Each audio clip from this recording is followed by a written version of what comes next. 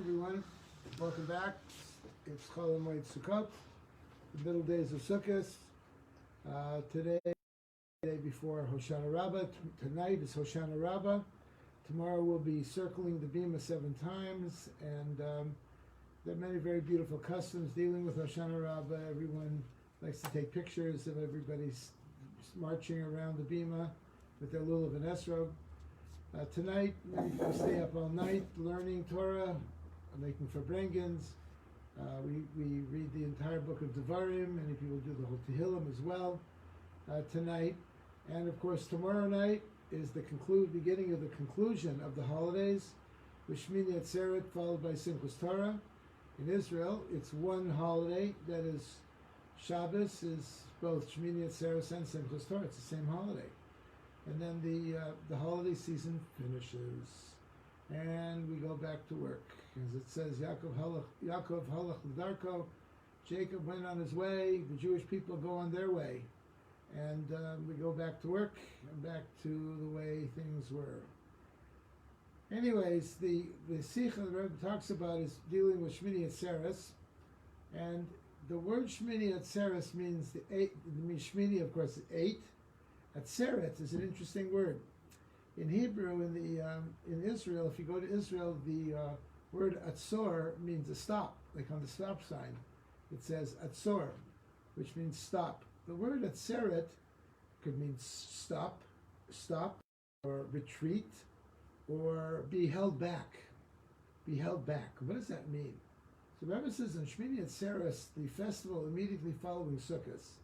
Many people would question is Shmini Atzeres a separate holiday? We actually hold that in many respects it is. We make a Shechianu at Kiddush and we light candles on Shmini Atzeres. We don't do that in the last days of Pesach because it's all one holiday. But since Shmini Atzeres could be a separate holiday in itself, so we make a separate Shechianu prayer, a blessing rather. So anyhow, so the 8th day, it says, shall be a day of retreat, or a day of being held back for you. And you shall do no work of labor, and you shall bring a burnt offering, a sacrifice to be consumed by fire, a pleasant odor to the Lord, 1 bullock, 1 ram. That's it. That's the whole sacrifice of Shmini Atzeres. So 1 bullock and 1 ram. So he says, while an independent festival, Shmini Atzeres is simultaneously connected with Sukkot, as we know. We eat. Our custom is in Chabad we still eat in the Sukkah on Shmini Atzeres, but without a bracha. We don't say L'Shei B'Sukkah anymore. Many people don't eat in the Sukkah anymore at all for Shmini Atzeres. It's over. Sukkot is over. Of course, we don't make any blessing on Luba and Esrog on Shmini Atzeres. As it is mentioned in the verse, the 8th day shall be a day of retreat, or being held back for you. The 8th represents the previous 7 days of Sukkot. So in Israel, there are 7 days of the holiday. The 8th refers to the previous 7 days of Sukkot. During the previous 7 days of Sukkot, during the festival of Sukkot, Jews offered 70 bullocks on behalf of the 70 nations of the world. On Shmini Atzeres, only 1 bullock and 1 ram were offered solely on behalf of the Jewish people alone. That's a very interesting thing. First of all, the number 8 is very significant in Judaism. We know that a baby boy gets circumcised on the 8th day, on his 8th day of his birth. The number 8 is a number in Kabbalah which is considered L'mayla mitam v'das, higher than reason and understanding. The number 7 is a number which goes in nature. Many things are in 7 days of the week, 7 years of sabbatical year, 7 firmaments of heaven. We do 7 laps around our arm to put on tefillin. The number 7 is a very common number. Kol Shavi and Chavivin, all 7s are beloved. The number 8, however, is higher than nature, beyond nature. Therefore, we do a bris on the 8th day so that the child should experience at least 1 Shabbos before the bris. The number 8 is a significant number. If you take a look at the number 8, you turn it on its side, it is the sign for infinity, as a matter of fact. Interesting. So the number 8 is higher than reason and understanding. It's beyond that. So what does it mean that the number 8 is connected with Shmini Atzeres? We'll talk about that. So what is the idea also that why is it that during the earlier days of Sukkot, the Jewish people were to offer 70 bullocks on behalf of the 70 nations of the world? You know, the Haftorah of the first day of Sukkot had to do with the fact that not after this war of Gog and Magog that we talked about last week will happen, all the nations that are surviving this terrible cataclysmic war will come to Jerusalem and celebrate Sukkot. We talked about what that meant. So the idea is that Sukkot is connected to a certain degree with the nations of the world because Sukkot represents unity and everyone should be united together. So the 70 bullocks represent the 70 nations of the world. According to Jewish tradition, there are 70 nations of the world. Shmini Atzeres, only one bullock and one ram. And why? Because Shmini Atzeres is not for the nations of the world. It is only for the Jewish people. It is solely for the Jewish people, and therefore one bullock and one ram represent one nation, which represents the Jewish people. The Midrash offers a parable to illustrate the nature of Shmini Atzeres and the difference between it and Sukkot. It says, this may be compared to a king who made a banquet for 7 days and invited all the people of the country to come to his banquet.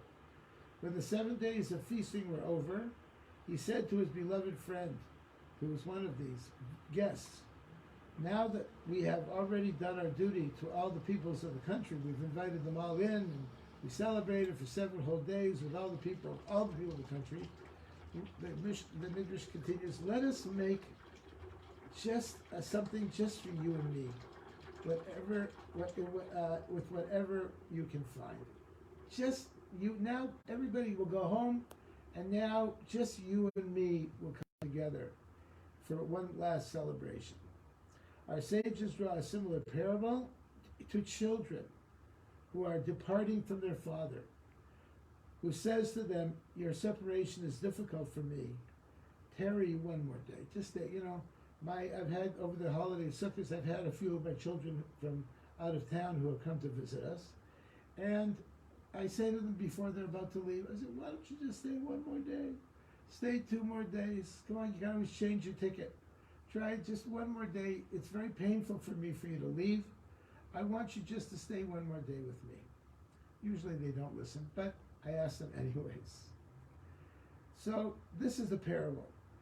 Both parables make the same point. They make the same point. The king is God, ruler of all the inhabitants of the world. God is the ruler of everybody. The people of the country are the 70 nations of the world. And the king's beloved friend is the Jewish people. The banquet arranged for all the peoples corresponds to the 70 sacrifices offered on Sukkot on behalf of the 70 nations of the world. When Sukkot has ended, God tells the Jews that your separation is difficult for me. Tarry one more day.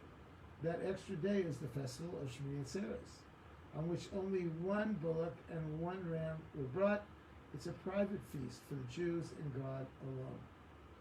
So that's why the holiday Shmini Atzeres, while not well known among many people, is a holiday of intimacy between the Jewish people and God. Something very special, something very unique.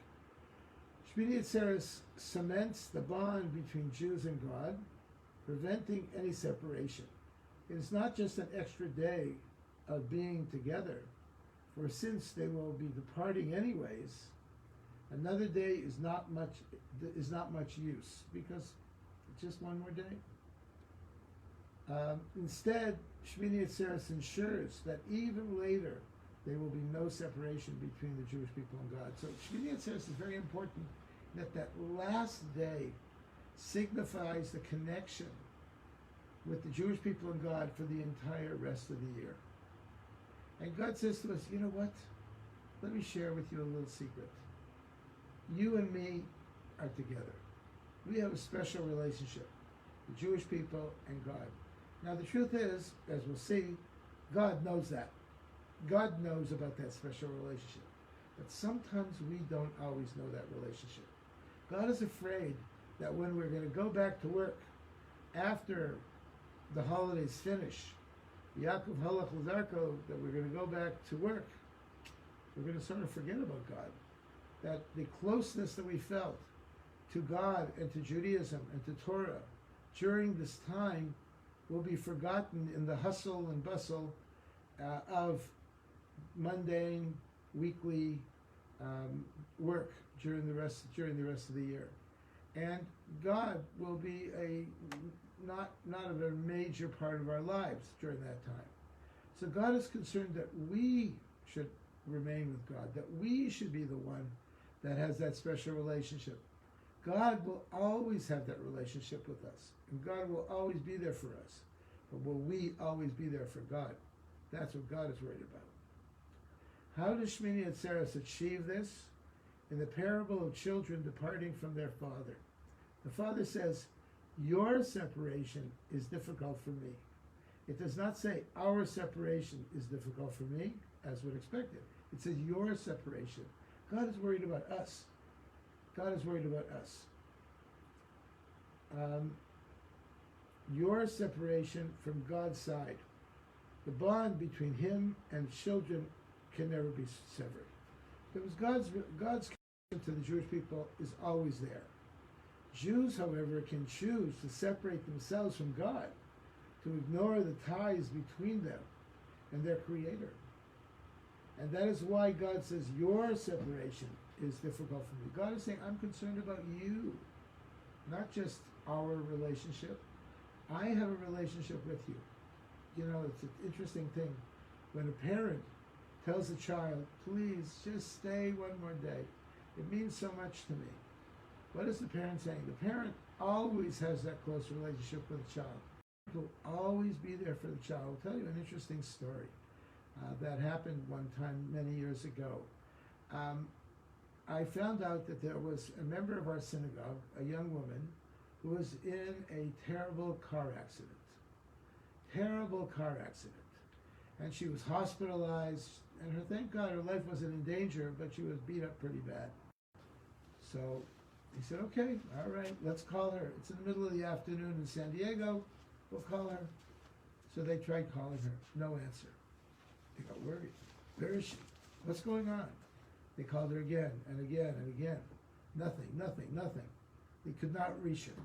Finally, after many hours, they reached her. She picked up the phone and she told them what happened, that she was in a hospital, and thank God she's okay, but it was a very serious accident. In fact, the other driver was killed in the accident. Her car was totaled, and she just has a few broken ribs. An amazing story. A mother,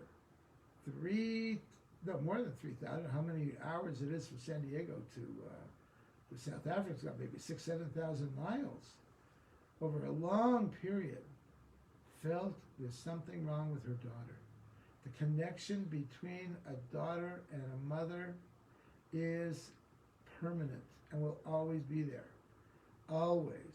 And God has the same relationship with us. No matter what we do, no matter where we go, God is always there for us, watching over us, taking care of us. So it says here, Jews, however, we don't feel that way all the time towards God. We're busy with our things that we're doing. We're active, we're involved. And sometimes we forget about God. And sometimes we choose to separate ourselves from God, to ignore the ties between them and their Creator, between us and their Creator. This is why God says, your separation is difficult for me. I feel bad, God says, that you don't think of me.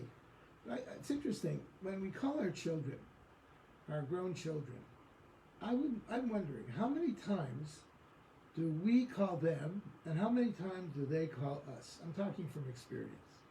I love my children very much, and I love them. But I would say that I call my children much more than they call me.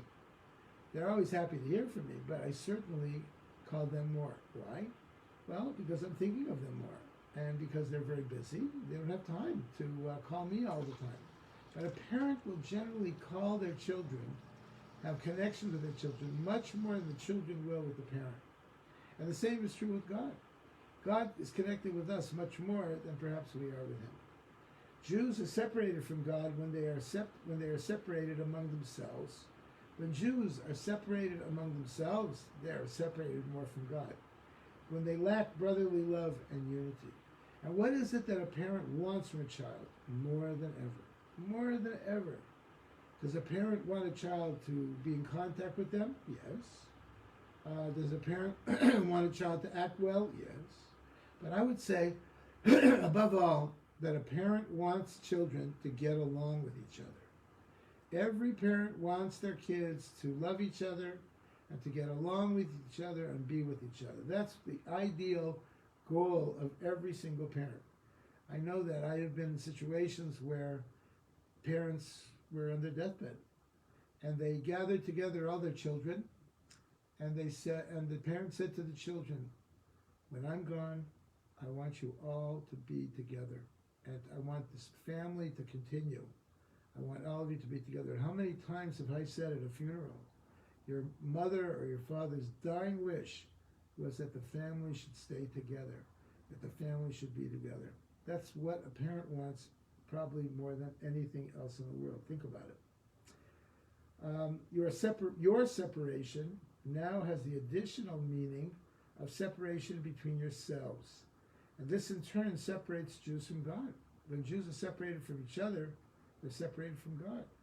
3 times a day we say in our prayers, Barchenu Avinu Kulanu Ki Echad Bi'or Panecha.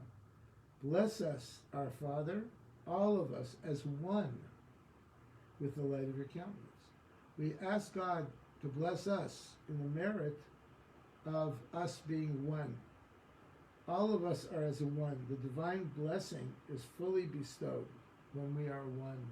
When the Jewish people are one, God blesses us.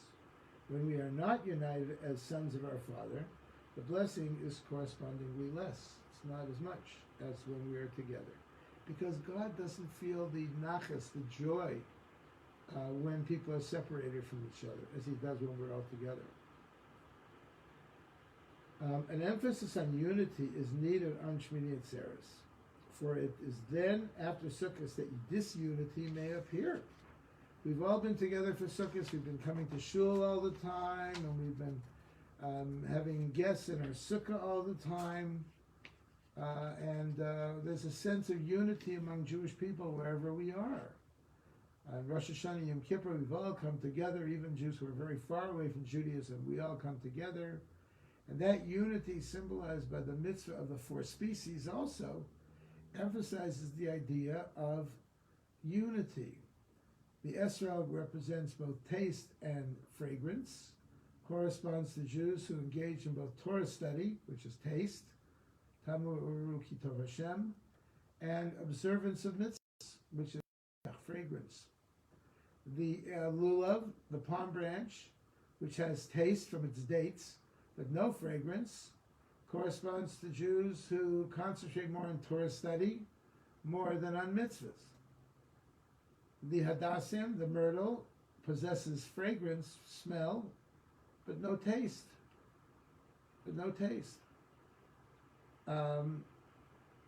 It represents Jews whose principal area of service is in the performance of mitzvahs. And the arava, the willow, unfortunately has no taste and no smell. It has neither, representing Jews who have neither Torah study or mitzvahs. They are completely away from everything. The mitzvah of the 4 species consists of taking them all together, whichever Jew you are, taking them all together, binding them into one mitzvah. It's the idea of unity among all Jews, forming a single to carry out our will, heart. So by putting all of the species together, we demonstrate unity. But the unity of Sukkot has a problem. The unity of the four species is interesting. Even though we are all united, we all are separate. The willow, the hadassim, the lulav. We put them together, but they are still separate among themselves. The branches of the arava and the hadassim still stay separate. They still are themselves. When the festival of Sukkot is finished and weekday arrives, the unity that prevailed between Jews may dissolve without the cement of the mitzvah to hold them together. Without Sukkot, maybe we won't have such unity. Moreover, the unity symbolized by the four species does not affect the actual touch, the very essence of the Jew. And what is the essence of the Jew? The essence of the Jew is pure godliness. Pure godliness. As it says in have a soul which is a nefesh elokami mal mamash, a soul which is from above, which is a part of godliness actually. It's from above, it's from God. That is the essence of what a Jew really is. And in that essence of a Jew, we are all united. Every single Jew is one. Every single Jew is united with godliness. Every single one of us. Chapter 32 of Tanya talks about this, how bodies are separate, but souls are all one. Souls, spiritual, the spiritual dimension inside of us, we are all one. And on Shmini Atzeres and Simchas Torah, that is demonstrated when we dance. We are not going to emphasize Torah study during that time, because within Torah study, as we're going to see in a moment, everyone's different. There are smarter people and less smart. There are more knowledgeable people and less knowledgeable people. But when it comes to the essence of Torah, what Torah is really all about, in that we are really all one. Everyone is all one. This is something that the Baal Shem Tov and the Hasidic masters emphasized very, very much. The essential holiness and oneness of every single Jew. That is something that is unique. Rabbi Manis Friedman says a very beautiful thing. He says, in Simchas Torah, we dance with the Torah. I don't know this year how much we're going to be able to dance with the Torah with the virus situation, but nevertheless, I think we'll still bring out the Torahs. We'll open the Ark, we'll bring out the Torahs, either individuals will hold them or we'll put them on the table, whichever is the safe way to do it. The Torah will be here, and you will be there. And you will dance in one corner of the synagogue, and the Torah will be at the other corner of the synagogue, perhaps. But why are you dancing? Have you studied the Torah? Have you opened it up and read it? Well, no, not necessarily. You're not dancing for the Torah because of what's written in the Torah. You're dancing for the Torah because of the Torah, because of the essence of what the Torah is really all about. And the Torah is really essentially, as it says in Tanya, God's will and God's wisdom. God's will and God's wisdom is incorporated in the Torah itself. Whether you understand it or not, whether you read it or not, or study it or not, it encapsulates God's will and wisdom. So if you want to touch God, if you want to have a connection with God, just come to Simchas Torah. Just participate and just let your feet move and dance with Simchas Torah. Let's talk about this here, what it says. On Simchas Torah, Jews observe Shmini Atzeres and Simchas Torah correspondingly, emphasizing the unity between themselves.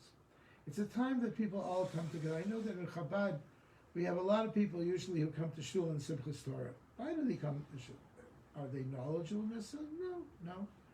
Do they like to eat? Oh yeah, we have food. Not this year so much, but we've had food, a lot of food. They come to socialize, yeah. Why do they come? They come for the same reason they come on Kol Nidre night. Because they feel that their Jewish soul wants to be there. And that's where they're supposed to be on Simchas Torah. That's where they're supposed to be. And it doesn't matter if the Torah is in one place and the Jew is in another place. You can give the Torah to a completely ignorant Jew who can't read a word of Hebrew even, and he still will dance and sing with the Torah because he is connected to the essence of Torah, just like the greatest rabbi, the greatest scholar is. This is something that the Hasidic movement, Baal Shem Tov, taught very much. These festivals are celebrated principally not by learning, but by dancing. By dancing. Even, in fact, the first night of Simchat Torah, which this year will be on a Saturday night, we don't open the Torah at all. Some synagogues, they do open it, they read a little bit, but we don't. We close it, it's never opened that night. All we do is we dance with it. The main mitzvah of Simchat Torah is dancing. And dancing with the Torah.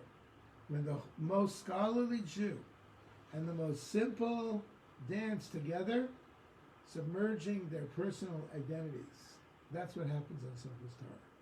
And dancing is done not with the mind, but with the feet, not the head.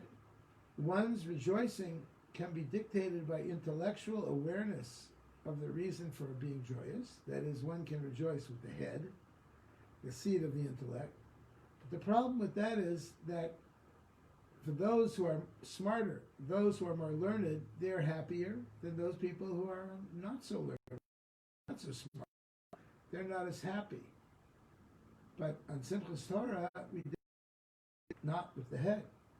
So one's rejoicing can be dictated not by intellectual awareness, but rather with the essence of Torah. The Torah is commensurate to the profundity of one's comprehension normally, creating differences between the more and the less scholarly, but because the joy is limited to intellectual understanding, even the most learned person cannot reach an infinite, got to it 11th time, I haven't reached my goal. I haven't done what I can do. Today there are so many study opportunities for us today. In Chabad, we learn Chitas every day, Chumash, Tehillim, Tanya. We learn Rambam, Maimonides. Many people learn Daf Yomi every single day. They do a page of Talmud every day. But a person could say, okay, I've done this, but there's so much more that I haven't done yet. I haven't studied this or I haven't studied that. And this can cause a person to be sad because they are limited in what they've done and how they've done it. But when it comes to the essence of Torah, in that we have achieved our goal just by being here.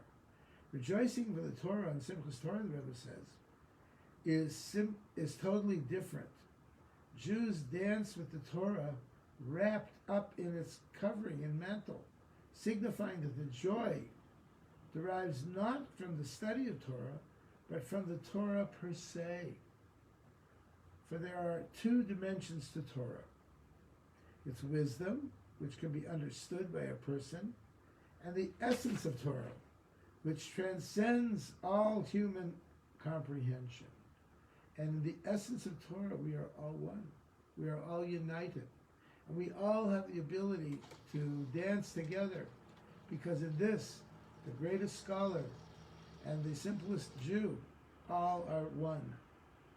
God, in giving the Torah to his people, placed his essence in the essence of Torah. And what is the essence of Torah? Godliness. Godliness is the essence of Torah. When a Jew studies Torah, he not only learns its wisdom, but he grasps God himself. We connect with Hashem, as it were. In the words of the Alter Rebbe, he has given us his Torah and has clothed in it his blessed will and wisdom, which are united with his essence and being in perfect unity. And surely this is as if he gave us his very self, as it were. So the Alter Rebbe brings out an interesting example in Tanya. He says, what happens if two people, say Shimon and Levi, had a disagreement with each other? And Shimon says such and such, and Levi says he claims such and such. And they don't know what the answer is, so they go to the rabbi. And they ask the rabbi, what is the psak halacha? What does the Torah say as far as what's the correct way? And the rabbi gives a psak, he gives a decision, and he says, this is the decision. and that's it. And you both have to abide by this decision. What is that decision? That decision is the Torah's viewpoint on what the halacha is between these two people. So the Alter Rebbe explains that it's possible that there never was a Shimon and Levi who ever had a disagreement with each other, and they never had claims against each other, and there never was a psak din, there was never a decision, there was never a rabbi that they went to. But the fact is that if the Torah points this out, if there was a Shimon, and if there was a Levi, and if they had this disagreement, and if they came to the rabbi, and the decision of the rabbi was such and such, that decision is the will and wisdom of God himself. That is what God wants in this world. So that's why we study Talmud, that's why we study halacha, even though it may not be even something that is coming to us, even something that's happening right now. Right now, those of you who have been studying Daf Yomi know that the Talmud, page after page after page, is talking about the idea of Erev Tachumim. Erev Tachumim.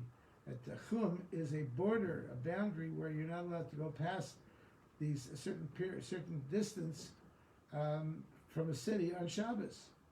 Now today, the Tachum is not such a commonly practiced thing because cities are they continue on and on and on and on and on.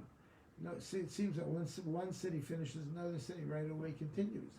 So the question of a Tachum Shabbos today is not as it was in the olden days when there was a city or a town, and beyond the border of the city and town, there was no more settlement, and you were only allowed to go, say, 2,000 amos, 2,000 cubits beyond that, beyond the Tachum, beyond the border of the city where you placed food, where people ate. So this type of thing doesn't really exist so much anymore. It's not so much an active part of our Shabbos observance anymore. So why do we study it? The answer is because this is the will and wisdom of God. This is what God wants. This is how God sees Shabbos. This is how God sees our actions and what we do. And therefore, the essence of godliness is found in this idea. And if you could take a look at it and study it and try to figure it out and understand it, you will come to figure out how God thinks, what God wants from us in this world, how God sees things. Shmini Atzeres, the simple story, we rejoice with the true nature of Torah. Dancing with the Torah wrapped in its mantle, with its contents not yet learned, emphasizes that we rejoice with the Torah's essence, with the Torah itself. So the joy that a Jew feels with Torah is something that is simply part of the Jew's essence, and we connect with God's essence through the Torah's essence. And that's really why we are dancing on Simchas Torah. And that's why a Jew who is not learned at all, who's probably not very observant at all, can come to shul and dance wildly with everyone else who is maybe more observant than them. Because that Jew, simple Jew who is unlearned, is as great as the greatest rabbi in the world as far as their essence is concerned. And this is something we shouldn't forget. This is perhaps one of the reasons why the Chabad has their mitzvah campaigns. That they go out on the streets of New York and the streets of our cities, and they encourage Jews to bench Lulav and Esrog, say a blessing on Lulav and Esrog, or to put on tefillin, or for women to light Shabbos candles, or whatever it may be. And we go out there, and people ask us, why are you asking these people to do these things? They're not religious. They don't observe these things. Why are you doing that? And why is it that the greatest Hasidic leader of our time, the Lubavitcher Rebbe, was the one who encouraged us to do it? Isn't the Rebbe more interested in more important things? You know, in Torah study and encouraging his people to do mitzvahs. Why go out there and reach out to people who are not at all interested? They're not interested. And if we were to go out there, they would just walk along in their way. They wouldn't set foot in the synagogue. And many people complained about that. Many people criticized us for that.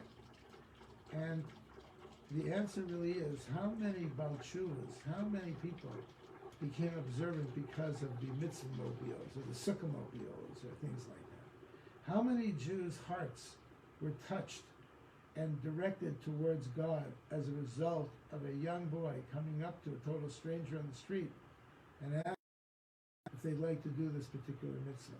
How many? And the answer is because no one else cared. No one else was concerned enough with these people to reach out to them.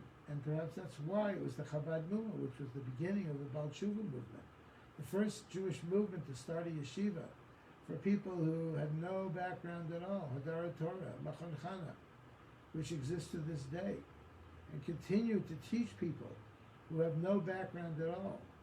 Why? Because in Hasidic philosophy, according to the philosophy of the Baal Shem Tov, every single Jew is precious before God.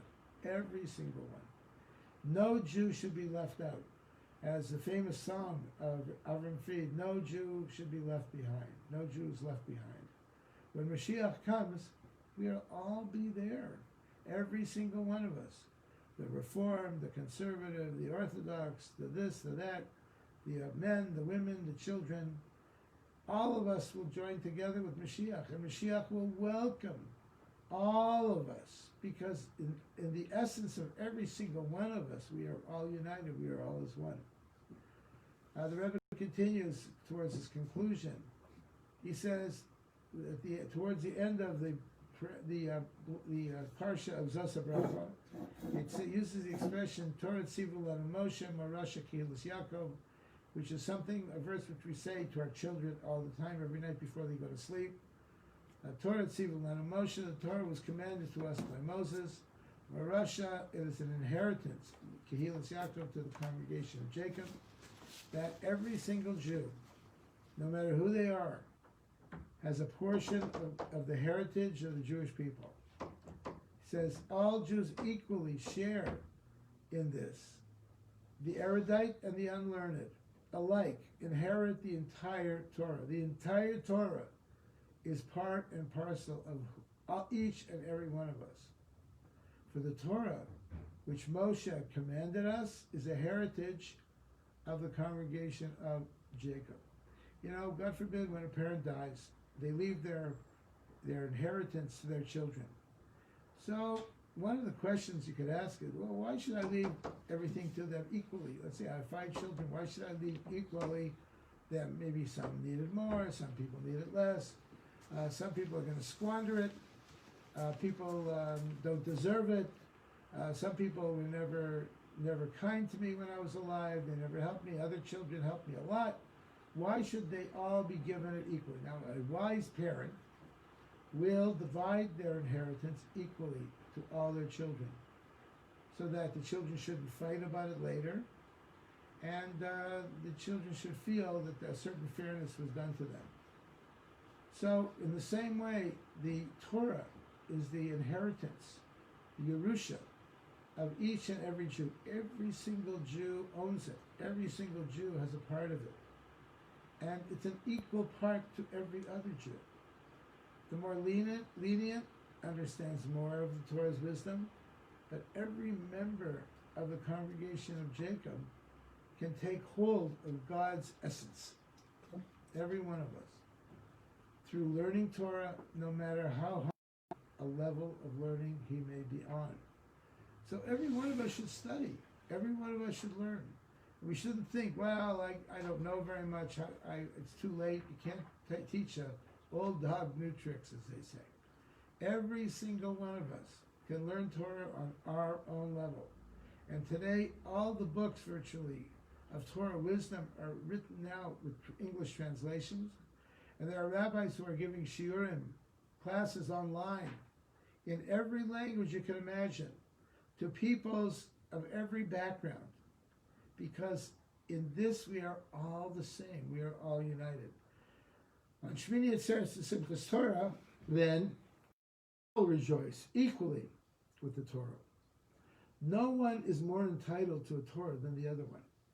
All dance with the feet, and on our feet we're all the same. Unknowing and uncaring of any personal business, that would otherwise create barriers between Jews. We are all one. We are all united. The body of Jewry is whole and one, rejoicing with God who is one. It's a time for Jews and God to be together, alone, just us, no one else around us. And therefore, when it comes to Simchas Torah, this Simchas Torah, even though it'll be a little different than other Simchas Torahs have been, be much more toned down in most synagogues, and it probably should be more toned down in most synagogues because of the health of the people who are coming.